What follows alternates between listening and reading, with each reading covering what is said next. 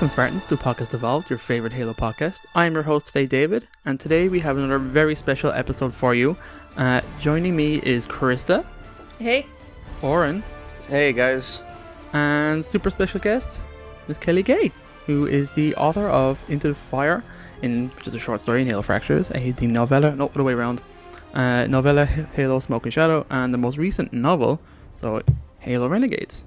Hey, guys. Woo! Thank you for joining us. You had a lovely intro there into, like, you started small, then you got slightly bigger, and then you went full novel. And like you've eased yourself into the Halo universe. Yeah, actually, I think it was a great way to start out for sure. And you are quite experienced, I would say, as writing novels, because I did a little bit of research. You know, I hired the private detective, like I always do, and we get some background, do some background checks, make sure everything's okay. So just want to talk a little bit about yourself. So you've kind of been writing for quite some time. You have your own series, the Charlie Madigan series, which sounds very interesting in terms of the premise. Can you tell us a little bit about that? Yeah, that's a urban fantasy series that I started out writing in 2000 I sold it in 2008. But that features a single mom detective who works with the paranormal element in underground Atlanta. Basically, the concept is the dimensions of heaven and hell have kind of come out of the closet, and she works with a paranormal partner and solve crime, and kind of similar to Ryan Forge in that, you know, she doesn't always obey the law and gets in quite a bit of trouble. So I tend to gravitate toward those kind of characters. But that was a 4-book series that I wrote, and then moved on to a 4-book YA series, which ended in 2015, and then that's when I started with the Halo books. Very good. So you had a grade L range there. So some of the things that said that you won some awards, especially your debut novel. Yeah. That's got to feel nice, isn't it? That's a nice little way to start. Yeah, it was a great way to start. A friend of mine had introduced me to RWA, which is Romance Writers of America. And when I was first starting out, I actually was in LA trying to make it as a screenwriter, and met her, and she was doing the same thing. She was trying to be a novelist and a screenwriter, and she had introduced me to this organization, and I wasn't really having any luck breaking into Hollywood. Ooh, stupid Hollywood. Yeah. I actually did well on the contest circuit. I ended up finaling in like Austin Film Festival, and my fellowship grant was actually for a screenplay I wrote. So I had some success, which actually prompted me to go out there. And just for a couple months, I left my family behind. And my daughter, she was like 2.5 years old. And my family just held down the fort for me so I could make a go of it. But yeah, it's a hard nut to crack out there. But actually, I met a lot of interesting people. I hooked up with... I'm kind of really backtracking here, but... So this is fascinating. I have to get rid of my private detective. He said nothing about Hollywood. I didn't get any of that research. Yeah, actually, Hollywood's the reason I ended up starting writing novels. So, but I actually met one of the producers from the TV show Alias. Do you guys remember that show? Oh, yes, I do. I used to love it. Love that show. I was a big fan at the time, and through an acquaintance, I met one of the producers on the show. And, you know, I just mentioned I was an aspiring screenwriter, and she was so nice. And she's like, sure, I'd love to read something sometime. And, you know, you have to wonder now when you look back on it if they really kind of meant it or not. But she was so kind and so nice. And I was out there for a reason. And so a couple of days later, my apartment was just blocks from ABC Studio in Burbank. And I gathered up some screenplays, and I drove through the lot and went up to the guardhouse and said, you know, I'm here to see so-and-so. So he called in and you know, said, Kelly Gay is here or whatever. And I had no clue if she would let me in or not, or she thought I was a person. But she did. She let me through, and we really hit it off. And man, it was so inspiring just being on the lot. I got to walk through the production offices and see the writer's room and all that stuff. So we ended up hooking up, and we developed some projects together, and, you know, and pitched around. And even when you have an in, and even when you're working there in Hollywood, it's still really, really hard to get projects off the ground. So I wasn't really having any luck even with that connection. But I did get a job in a production studio in Malibu. I'm kind of going off track again, but but in accounting, so it wasn't even writing. Doesn't matter. You're there. But it was really, really, looking back on it now, it was really wonderful because, I mean, I would park in the parking lot and get out of the car, and Anthony Hopkins parked next to me one day and got out and said hi. And I would go to lunch, and I remember one time David Duchovny walked by with his children. So it was such an inspiring place to be, just being around that and seeing these people. Oh, and I even met David Benioff of Game of Thrones, the producer. Game of Thrones. Look at you living the fancy high life in Hollywood. I was also volunteering in this writer's school, and he was a screenwriter at the time, and I think he had just finished writing Troy, and he gave a talk, and I mean, you're just surrounded out there by creativity. It was a great place to be, but I had a limited amount of time being out there, and I was kind of running out of time and running out of money, and so because I didn't have the responsibilities of home and being a mom and being a wife and all that. And I had met this friend who told me about RWA. I thought, well, now's the perfect time because I've always wanted to write a book. And I'd always written a couple chapters on books and never, ever could seem to get past the second or third chapter. But now's the perfect time to see if I can do it. And I did. And I wrote a book in like 2 or 3 weeks. It was really, really fast. Oh, no biggie. Just a whole book in 2 or 3 weeks. Like, it's incredible. It was really, really bad. It was bad, was it? Looking back, I couldn't even read it now. It's so cringy. But so that's what I did. I wrote the book, and then she was telling me about all this. And it was a romantic comedy, and it had a ghost and a castle, and just a kind of fun, I thought, was a fun little book. You got to start somewhere, right? Yeah, you got to start somewhere. And I do love romantic comedies. I was always a big fan of Drew Barrymore and Adam Sandler and things like that, and wanted to write something fun. But she introduced me to that organization, and it was an amazing organization. I mean, you could rub shoulders with best-selling authors and agents and publishers, and I just, since I wasn't having any luck, I thought, well, let's try this, and went there, and they had the big awards, kind of like the Oscars for romance novelists, which is called the Ritas. And then they had awards for unpublished novels, which is called the Golden Hearts. And so I entered the Golden Hearts and actually finaled in it. And then that kind of opened the door for me to talk to publishers and agents and, pitch more ideas and stuff like that, and start making a name for myself in publishing. And I'm sure that was a great confidence boost as well. Yeah, it was a really wonderful boost. It really did give me a lot of confidence to keep going. And I think that, if I'm not mistaken, that year, or maybe it was the year after, I ended up, from this whole process, writing about 6 novels. And with each one, I would try to get an agent and try to get a publisher. And it was the 6th one. And by that time I had switched over to sci-fi fantasy because that's where I felt more comfortable as a writer. And you mean the best genre? You're right. Claire. Yeah, I love it. But yeah, by that time, that was 2008 by then, and ended up getting an agent and selling that first novel to Simon & Schuster. And the editor that bought me is now also the editor who edits the Halo book. Yeah. We've had a wonderful, long relationship and know each other very well. So it's been a very comfortable process to write those books with him and then move into Halo. So that was pretty long-winded, wasn't it? That was pretty good, though. That was pretty good. See, I like it when I don't have to ask all the questions. You just kind of let people just talk about themselves. And they're like, yeah, you get to learn all these new things. It's really cool. But I know you said you've done young A books or young adult books. What was it like transitioning from one type to another? It was really easy. Because we're all big kids? Yeah. It was really easy because, I stuck in my comfort zone with it. It was still urban fantasy, the YA, still with kind of a headstrong misfit kind of lead character and still with like, the paranormal element. That one was based on Greek gods in New Orleans and witches and vampires and all that great stuff. So I didn't really find it a challenge at all. I mean, I had to calm down a little bit on my cursing and things like that.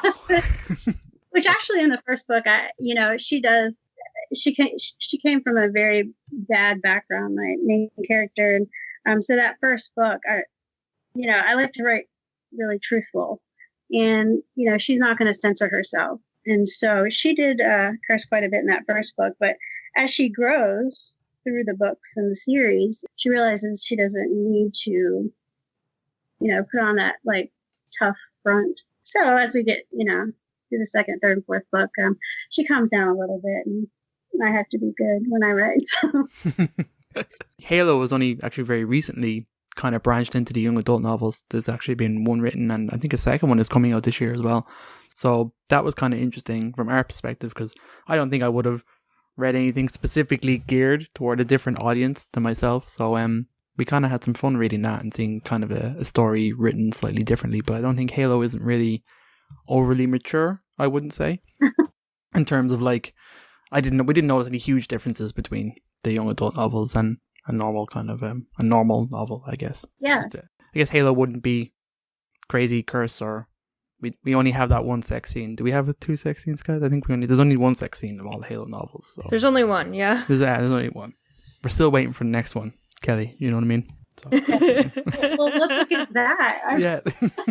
It's called the Cole Protocol. At the very end, one of the characters just kind of is like, you know what? Let's do it. It's like, Yeah, I don't think I'm going to go there. That's fair enough. I also noticed that you've written under is it a pen name? Is it Kelly Keaton, or is that your married name maybe? That's a family name, yeah. Yeah, I just kind of want to ask what happened there. Why were you writing under a different? I know different authors do it for different reasons. I was just kind of curious when I saw it crop up. Yeah, when I sold that first YA novel, I also really loved middle grade genre, and the original plan was that I would write this YA series, and then I wanted to kind of branch into middle grade as well. And so for that, I really needed to make a distinction between my adult work and the young adult and middle grade, because you don't want 8 and 9-year-olds reading your sexy Halo novel. I get it. It's that was the reason. And things just took a different turn, and I never did write the middle grade. So, but that's why I have that name. Oh, okay. You can always go back to it, I suppose.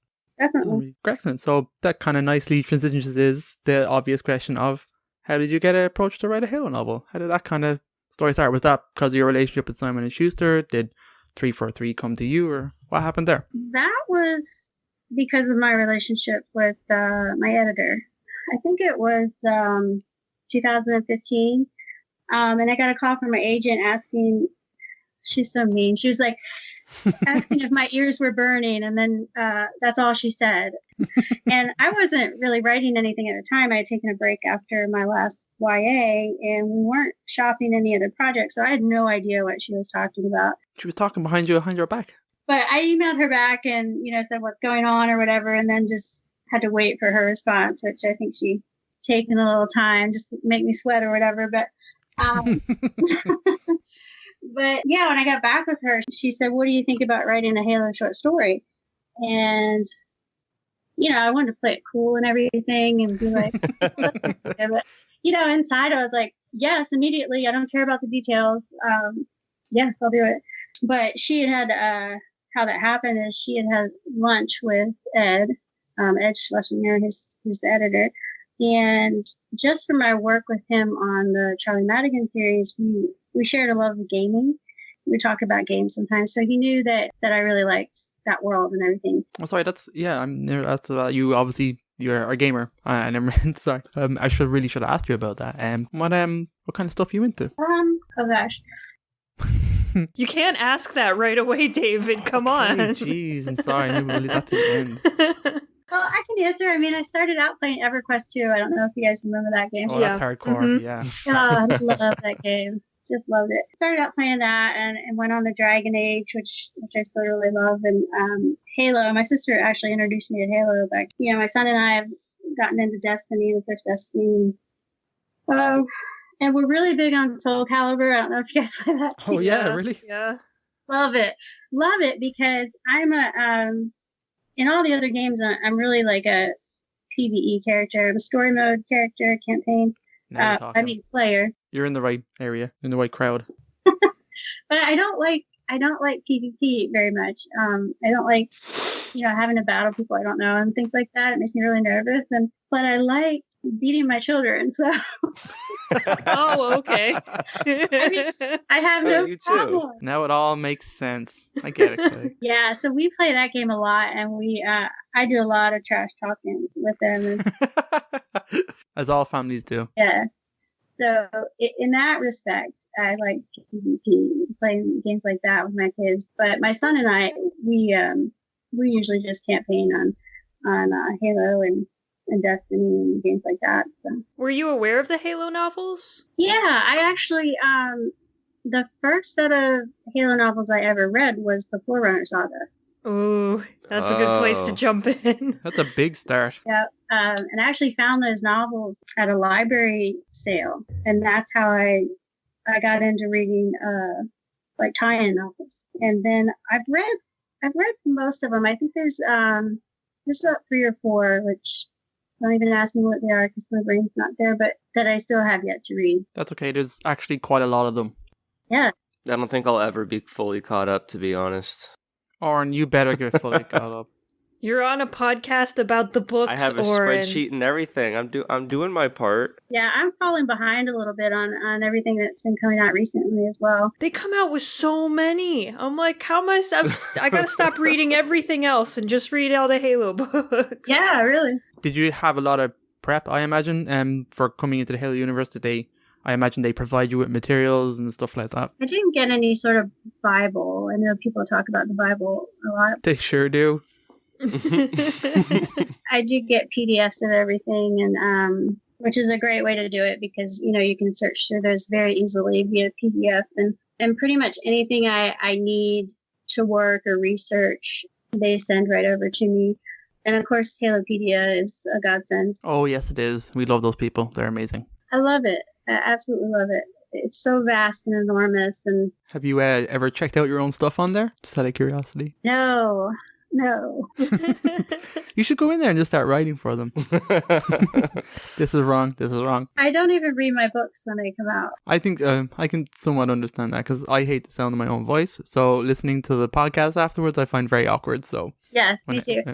Never listened to an audiobook of mine either. The audiobook's very interesting for your book, actually. I'm big into audiobooks just because I'm just so busy. I think the audio reader has been changing in the more recent novels, and so that it's not the first time a female audio reader was, I think, on a Halo novel, but it was the first one that I listened to in its entireties, and it was different from the point of view that I guess I'm used to, but in another sense, it kind of made more sense since the main character is a female lead, so it kind of has a little bit of a persuasion of kind of her point of view, even when there's scenes when it's, Ryan's not in the room. So I very much enjoyed kind of how that was performed and kind of brought to me just for a reference point for you. That's good to know. I just have trouble listening to them because I want to edit. As I hear things, I'm like, oh, I shouldn't have used that word or this word, or I could have did better here or there. But I did hear there was a little confusion on the pronunciation of Ryan. I was going to bring that up, that we're pretty terrible. And I think there was something in the book as well, because when I read it, I went Rian. And that's just the way it's stuck in my brain. And it's only when I think it's later on in the book, it's explained where her name comes from. And that it's Orion, and it's short for that. Yeah. And then my brain is just broken. I don't know if I can ever replace. I had to really reset my brain. Even during our book club on the book, we're just Rian, Ryan, we're going back and forth. I thought it was Ryan, just for the record. That's because you're listening to the audiobook, Oran. You're cheating, Oran. Can you tell us a little bit about the name? Because it's an interesting name to choose. Well, that came from just a lot of research on John Ford.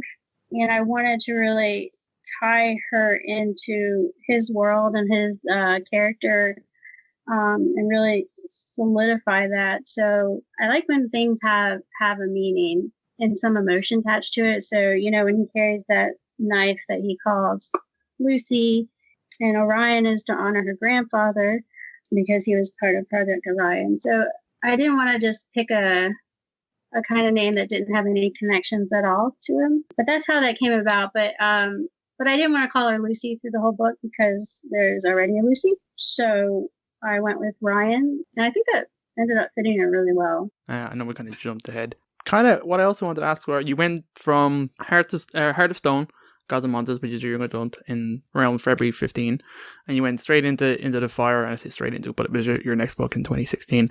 What was that transition like, going from very different young adult into a sci-fi video game tie-in?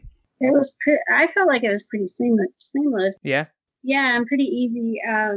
My narrative voice and style didn't really change that much because I was writing a similar character, the headstrong female character who kind of plays by her own rules kind of thing. So in that way, it wasn't really a big transition or a hard transition. I think the biggest transition was just learning how or learning the differences between writing IP and just writing my own stuff. I always like asking the authors to do that, especially ones that have their own franchises and are used to writing their own work. When it comes to working with someone else's, what is that like in terms of creativity? I know everyone says they are pretty free with how you create. Obviously, you have rules that you have to write within in terms of the worlds they create. But did you find it enjoyable? Was it easy to work like that? Yeah, I mean, I really liked it. I was very. I was thinking I wouldn't have as much freedom as I did, and I was thinking it was going to be very structured. Like they would say, "We know what you want. We want you to write, and this is how we want it to end." But it wasn't like that at all. So in that way, I just found it wonderful and very easy. There's a big difference I found a big difference in, just working with one person, my editor, who gives me notes and things like that, versus several people who have their own take and notes and things like that. But other than that, I don't think it was a big difference.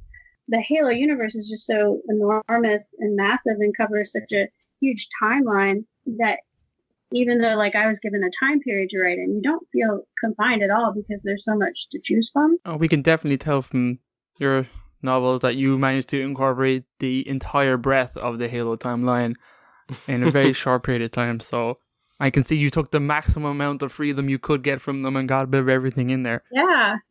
Why not? I imagine it was overall quite a positive experience working with 343. Did you like you said, you had a team of people that they were either editing or reading, or you had resources there to contact and stuff? Yeah, it was actually a really, really great experience. I work with Jeremy Patnode and Tiffany O'Brien, and Jeremy's one of the lead writers for the franchise team, and Tiffany is I think she manages media production, but they're just great to work with and great about letting me be as crazy and creative as I wanted to be. And I did get pretty crazy, but even when I did, they would just rein me back in very gently or redirect things. They rarely ever said no, you can't do this. It was more just, well, how about we do this because we can't use this at this time or something like that. But it was really, I actually feel like I got very lucky that my first IP work was with Halo. They're just really fun to work with. They're really great people. I kind of had seen that you've done some kind of text interviews and email interviews with a few other people, so I'm going to ask the question how you've answered before. The story itself, where did that come from? I feel like it was yours, and did you present it to them? You wanted to work here at this time, or did they have an idea of what they wanted you to do? Well, for Into the Fire and Smoke and Shadow, that was just a time period, which was post-war era. And that's all I got. Just, this is the time we want you to write, pitch us some ideas. And I had always loved Halo Wars. Oh, yeah. Yeah, I just really love it. And love the ending and love John Forger's sacrifice that he makes. Oh, that cutscene is amazing. Yeah, I love it. I've watched it so many times. And what happened to the Spirit of Fire was one of the biggest mysteries, for me anyway, in the Halo universe. And so I think an hour after I was given the time period, and I went to think of some ideas or whatever, I just knew that's what I wanted to focus on. I had no idea at the time that they were working on the Halo Wars 2 and answering the question of what happened to the Spirit of Fire.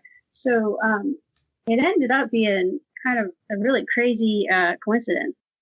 In order for me to kind of write about the Spirit of Fire and write about John Forge and, his sacrifice and everything, I had to kind of figure out how to do that. And I just really liked his character and thought, well, he could have a daughter and she's the one, I wanted to find the ship. And so through her character, we could go along and possibly see what happened to her. It turns out, things kind of didn't end up the way they should have, and she made certain choices. And then internally, of course, there were things I couldn't do with her finding the ship because of Halo Wars 2, but she was my creation, and they were just really, I think they really liked it. And I think, with that being so tied into what they were doing, it really worked well. But then for Renegades, when I found out they wanted to continue that story, we schedule a phone conference to talk about, what we think we might want to do or whatever. And I really thought the conversation was going to be, okay, well, where do you see Ryan going and what do you see for her and the crew and things like that? And that was an interesting conversation because we got a little bit into that. And then Jeremy, I think it was, said, what do you think about including 343 Guilty Spark? Oh, no. You've said it now. You've said it now. And so it was so unexpected that I really didn't respond. And that's the correct answer. You should have said no. But he was like, well, just think about it. If you can work it in, because I think they really wanted to kind of give him a different direction or a redemption arc or whatever at some point. And so he said, just think about it. If it works, it works. You certainly don't have to include him if you don't want to. I remember getting off the phone and really feeling kind of hesitant about it because, I don't like to force something into a story. And initially that's how I thought it would be. But I decided just to go back and start, researching everything again. And I realized there were so many cool parallels between Chalkus and the crew of the Ace of Spades that I could really actually tie them together very naturally. And so then it kind of just took off on its own. But then I had extraordinary freedom then to kind of find a way, to bring him into the story. Well, I'll tell you now, that was one of the biggest holy crap moments in a Halo book we've read in some time. Because we have different chat groups, and when the book came out and everyone was reading it, and obviously we all read it at different rates, and because I'm in Ireland, I have to wait a little bit longer to get books and stuff. So the guys had gone ahead of me and then had to cut me out of their chat because we have to go talk about it over here because otherwise we'll spoil it. But all I got was there's a holy crap moment in this book, and I was like, reading, trying to get to it, and then you get to it and you're like, holy crap. It's like, it's not at all what you expect. It was a great moment.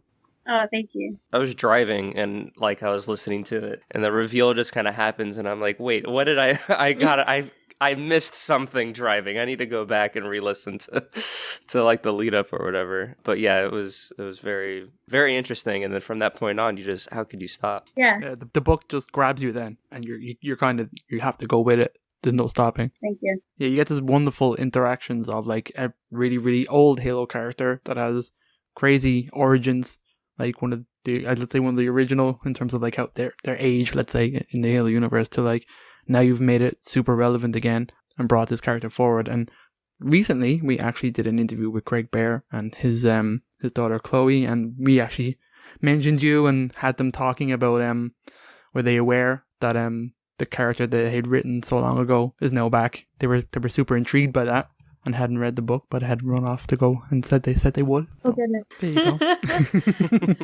go. They were pretty happy about it and very impressed that something like that came back. So, well, they were just happy that the kind of thread that they threw out at the end of Primordium actually got picked up by someone. Oh, good. Yeah, he did such an amazing job with that series. His work is like so dense and filled with information, but he writes with brevity. And it just carries you along from start to finish.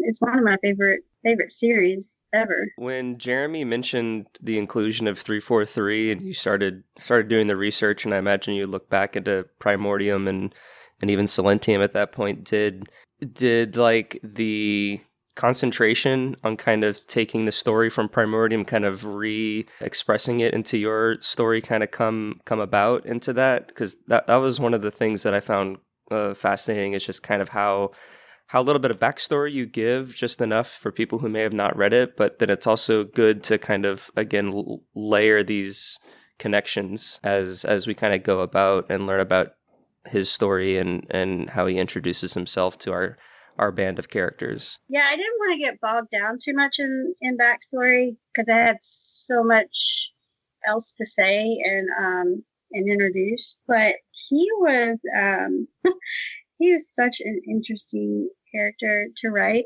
The challenge was really to pull the past in with the present and make it relevant. And when, we leave him on the Rubicon, that's the end of Primordium, right? Yeah. When we leave him and he talks about knowing where the librarian is and everything, that's the driving force of what he's trying to accomplish. And of course, he can take all the time he needs to get rescued and things like that. But it was really about his journey on trying to find her.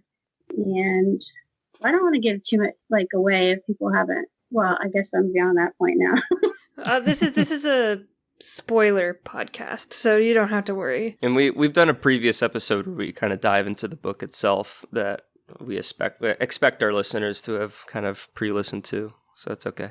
Okay. Well, yeah, I mean, I really enjoyed bringing the past back into the more present Halo universe, and I quite loved bringing Guilty Spark back to Earth. To me, that was one of when, Jeremy told me about the possibility of having Spark in the story and then doing all the research. That was the one thing that I really, really wanted to have happen, because I think it was such an emotional moment for him after everything he'd been through as a human, and being taken off his planet and everything. And when I did my outline and submitted it and everything, that was the one thing I was hoping I would be allowed to do. And I was. So they were actually really great in kind of letting me do most of what I wanted, actually. Did they just plant the seed? Do you want to use his character? And then you kind of went ahead and fitted him in? That's pretty cool. Yeah. But again, like I said, I didn't want it to feel forced. And that's kind of where the whole Armiger thing came from, because I had to figure out a way to kind of have them interact and have him be able to go on this journey with the crew and things like that. And, I had to get him on. You said, and journey with the crew, that sounds lovely. But he had to be mobile, he had to get off the planet. He has stuff to do, and his carapace was destroyed, and it was all a series of questions, what's the most logical step, how to get him, moving with the crew and stuff. I think when you're dealing with, we're kind of used now to reading books with these AIs, which are immaterial characters, let's say, I think they get a great sense of weight when they're physically in the universe with the people they're interacting. And I think the Armiger was a great choice there in terms of him building himself back, kind of, and how that kind of came about. I think it's great. And obviously it works because the characters then have something to interact with other than just a voice or a hologram or whatever. Right, definitely. I really enjoyed how you also incorporated the librarian into all this, because we haven't heard from her in quite a while. I love her. And for me, just, when I went back and read through the Forerunner saga, and you kind of read it in a different light when you know that you're going to be bringing some characters back and things like that. I don't feel her story was over. And Spark didn't feel like her story was over. And, there are a lot of questions that still remain from the Forerunner saga. And so she was just, man, that was another character that I was really hoping they would let me write about, because I felt, initially she was kind of untouchable. They might not want me to bring her back in any sort of way, but she's just fascinating.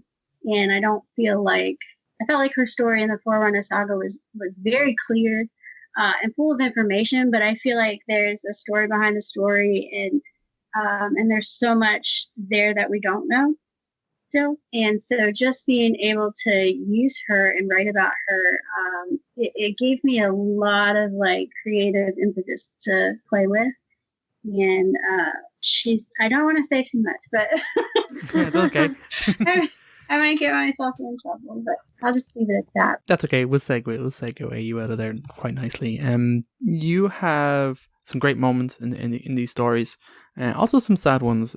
Very initially, I would have said, kind of want to ask, what was it like writing a character who was searching for her father when you know that all the readers knew he was gone and she was never going to succeed, and then you get certain moments where she finds a piece of information and is so driven and is so like over the moon almost, that she's making success, that she's doing something, but you know that like the ultimate goal is going to be something sad, and then having that sad moment revealed like just out of nowhere. Well, I say out of nowhere, but like for her it was very sudden, and then obviously there's 343 knew and said nothing, and the tension there was built was difficult to read, because you knew something was coming where it would spill out. Yeah, it was an emotional thing to write too. But at the same time, I loved it because it just made everything more poignant. We as the reader get to see her hopes and her fears and her drive to find her father and all the emotions and past obstacles that she's overcome. We get to feel for her in a way that we wouldn't if we didn't already know the answer. Does that make sense? Yeah. It's a different way. It was a different way for me to write the character, knowing that everybody knew her dad was dead, but I feel like it lent more emotion to it and maybe more, I don't know the word. I'm kind of blanking on the word. I would say you can just make one up. We won't know. You're the writer, so. I know, right? Hey, I'm a writer, not a speaker. That's true. And as you can tell with my terrible script I sent you, I'm not a writer either. Oh, no. Actually very good script. But yeah, it was actually really fun, but very emotional. Even me knowing what happened to her dad and kind of bringing her through the book to the end. I might have shed a tear or two as well. So. Oh.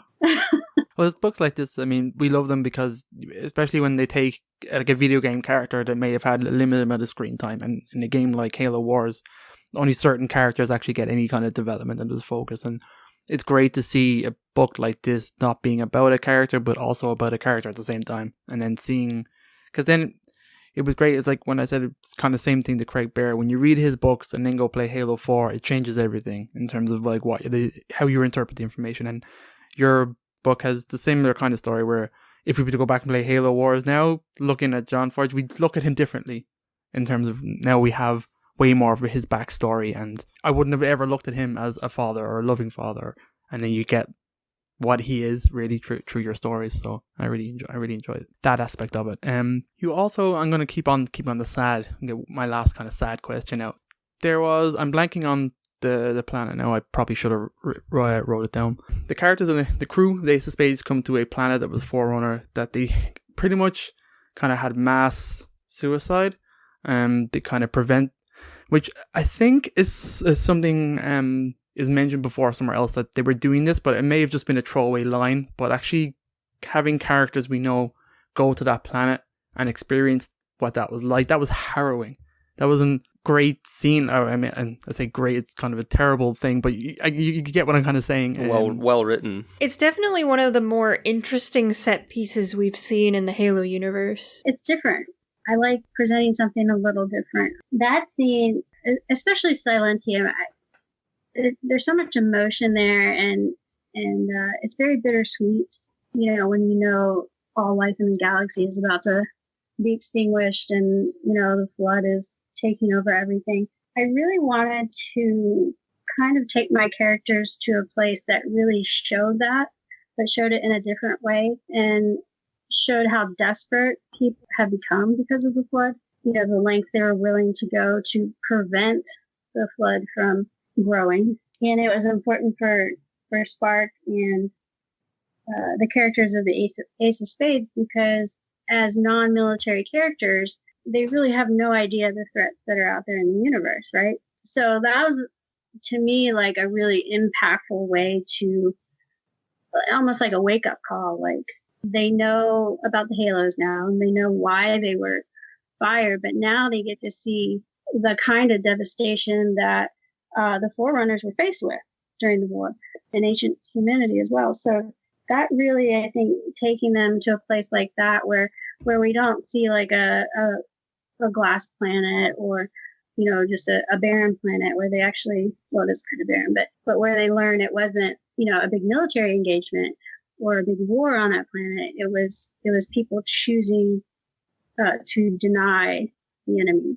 But yeah, I really love that scene, and I love how the planet turned out. I could see it very, very clearly in my mind as well. And I thought, how that kind of wrapped up was wonderful in terms of this is like a treasure trove of information, technology, like a real cache of like important thing, and they choose to leave it alone. I thought that was a nice way to end. What was the name of the planet? Trinity. It is Trinity. Yeah. Okay, it's kind of sad now. Okay. Yeah. Sorry. Let's get the tone up a little bit.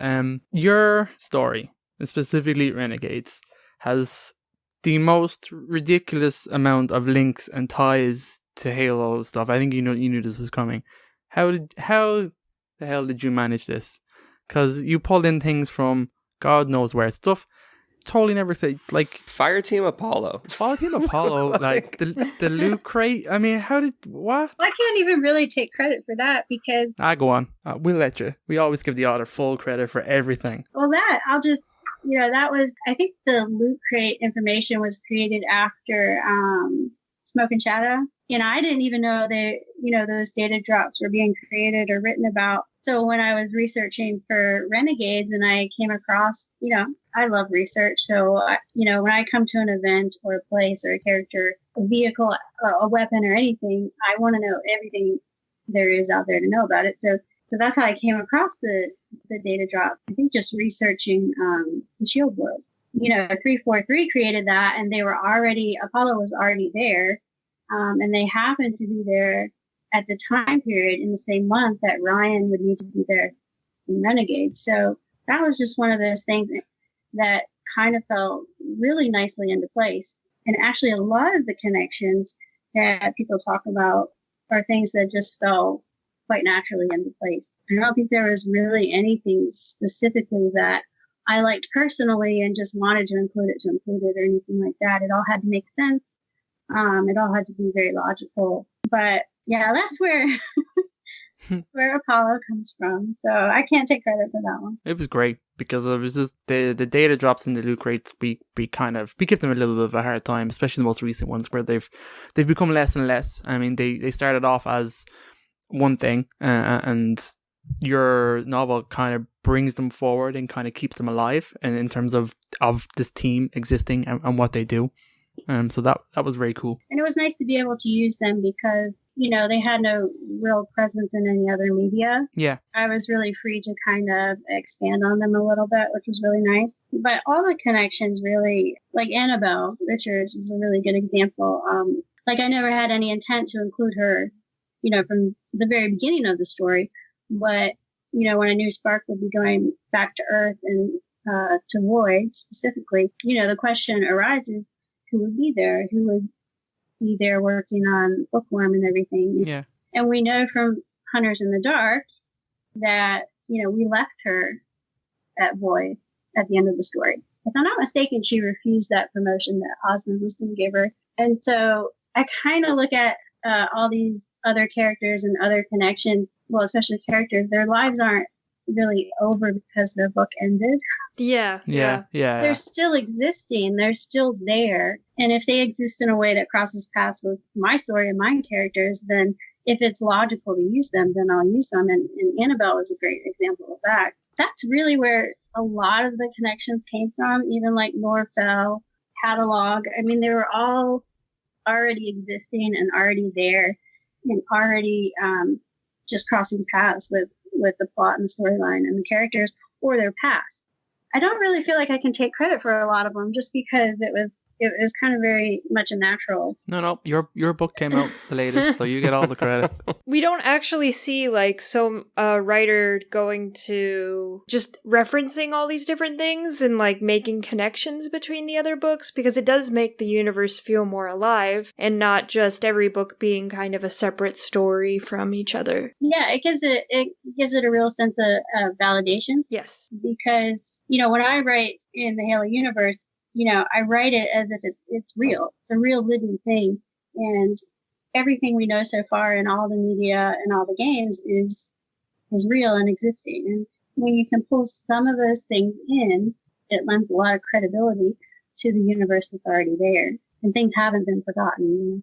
Was there, I guess there was always a thought in the back of your mind that some of these connections may feel out of place and it may make the universe feel smaller if all these connections are kind of going on, but you kind of touched on already that the way these connections were made, because they're kind of pre-existing, and it did kind of feel more natural, because some science fiction universes do get some not flack, it's the wrong kind of word, but get a critique, criticism on that if there's all these connections in this huge universe, how big really is this? But you, like I said, you kind of already touched on, and a lot of these connections do feel very kind of organic and fitting for the story that we're kind of telling. Well, I think having Spark in the story kind of allowed, all those connections to make a lot of sense, because I agree. I mean, if you reach out in the universe and pull all these connections in, it might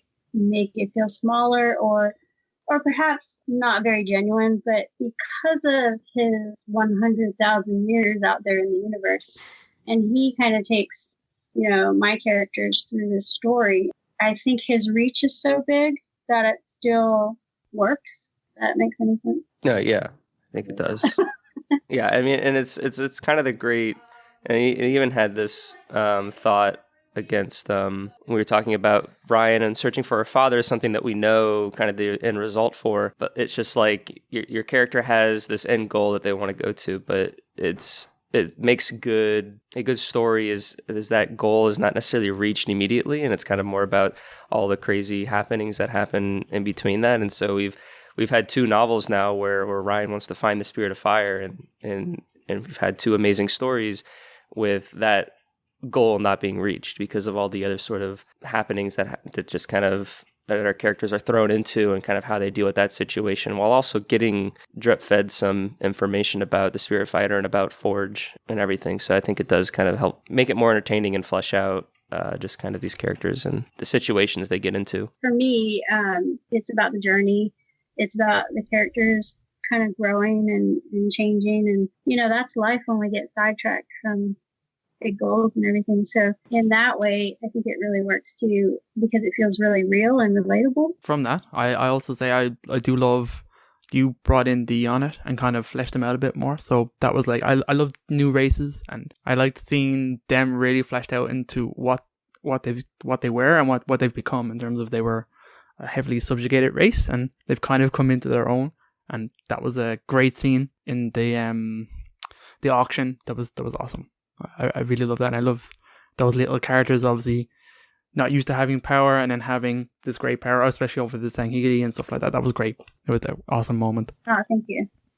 And the sneaky glove, that was amazing. That was so satisfying. If there's one piece of technology in this that's greater than 343, it was the sneaky glove. The sneaky glove. I'm sure it has a fancy name. I'm blanking on it. I'm going to call it sneaky glove.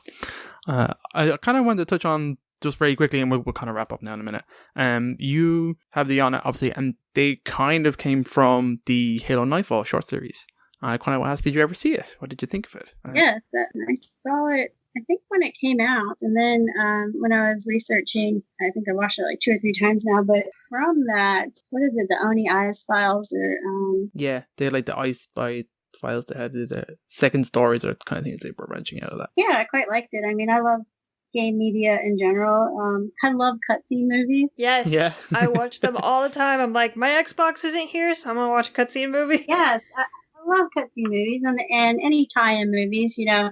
I just enjoy them for what they are, and they're very entertaining. But Nightfall and the Oni Eyes Files. That was, a big connection with the Yana, but also with Silas Kipley too. And I remember watching the movie, and then, when I was researching this mole character that would be on the Ace of Spades, and, wanting him, I didn't want him to be just a kind of throwaway character. I wanted him to be complex and have a past and have, what he believed the right motivation to be doing what he's doing. And I, really wanted to kind of really solidify his past in a post-war time period that was very traumatic. And I started looking for events that happened during that time. And then I just remember Nightfall and watching that and the attack on Fedra and stuff. And it ended up being really perfect. And as just the event, like I didn't know Silas at the time, but, digging a little deeper into the Oni files, and here's this guy, Silas, and all of a sudden he's an engineer, and it was one of those perfect moments again that just, really fell into place. But yeah, I enjoy all the extra media and the graphic novels and the comics and everything. Yeah. And someday we're getting that Halo movie. Someday. Let's try to get the TV show first. That's true. We'll get it someday. Okay, we'll do very quick questions from the community and then we'll get out of here. Elsa94 has asked, kind of happy no, Halo Smoke and Shadow has been compared to the Firefight TV show a lot, obviously. Did that show, I'm sure you're aware of, did you get any kind of inspiration or creative narrative come from the direction? I suppose anything that's a crew on a ship doing things slightly illegal in space becomes the Firefight thing. Yeah. I think if you set any kind of like troublemaking crew in space and there's shenanigans and humor and things like that, you're going to get the comparison. But it's really flattering because I love the show and I love the writing on the show. But really the inspiration was just the Halo universe itself. You really don't have to look anywhere else. There's just not a need to because there's so much inspiration there. But as far as like just me creatively, that's just something internal. I mean, I like writing those kind of characters and having them operate outside the law, and I like the entertainment, the action, the drama, the humor, and all that. So, but yeah, it's very flattering. We're full of flattery for you. Yeah. Just it's really the excuse we wanted you to come on the show, just so we could say nice things to you. Thank you. I'll come pretty much back anytime. You see, that's why you do it. You've kind of answered the other questions we kind of had there in the general discourse. Ian is one of the guys who does all our amazing website work. He just said, were you going for the record for the most references for Halo media? Just surely gone, because you definitely won. You have to have won. There is, like you said, they all kind of make sense for your story as you they progress naturally as you came through. And again, Elson is kind of, you've pretty much answered that question actually already. So we'll kind of end it on that kind of nice little note again. Unless, Krysta, Oran, do you have anything off the top of your head? Anything you'd like to ask? No, I think we covered quite a lot. We did. I think we did. Yeah. Very informative, and it's always great to have authors come in and give their insight for us and the listeners. I gotta say, we've interviewed a couple of the other Halo authors, and you're the one who had the most pre-obtained knowledge on video games and Halo in general. All the other guys are like, I played Halo maybe one. You're just like, I love Halo. I played it and I read the books. Oh gosh, man, I was so excited when I got the news that I could write a short story. I mean, I didn't even see it going beyond that, quite honestly. I just, I knew they needed my editor that, they were looking for more authors to fill the slots. And I just thought how cool that would be. And I did not expect to kind of continue on, but certainly very excited and happy to. Awesome. And we look forward to seeing Renegades 2 and 3 and 4. We want Renegades the video game. Oh, yeah. From your lips to 343 years. Dear Jeff. I guess excellent. Thank you very much. I'm delighted we got the reschedule and we got everything working and your horse didn't kill you. So thank you very much for your time. Hopefully we didn't take up too much of it on the Sunday. I'll kind of do our regular outro. Guys, please come check out our website, halopodcastevolve.com. We also have halopodcast.com for some reason. I don't know why we have that. It's crazy. Again, we're on Discord, Facebook, Xbox Live, we're everywhere you can think of. Kelly, would you like to bump anything here? Any work in progress, Twitters, websites, pages, stuff? Well, on the work side, it's pretty quiet, so I don't really have nothing to promote or news to share. I do check in on my Twitter and usually respond to questions and stuff. So if anyone wants to follow along there, it's Kelly H. Gay on Twitter, or you could just access that link on my website, which is kellygay.com. That's about it. Lovely. Great. It's great. So guys, we're kind of wrapped up there, and evolved. Evolved. Evolved.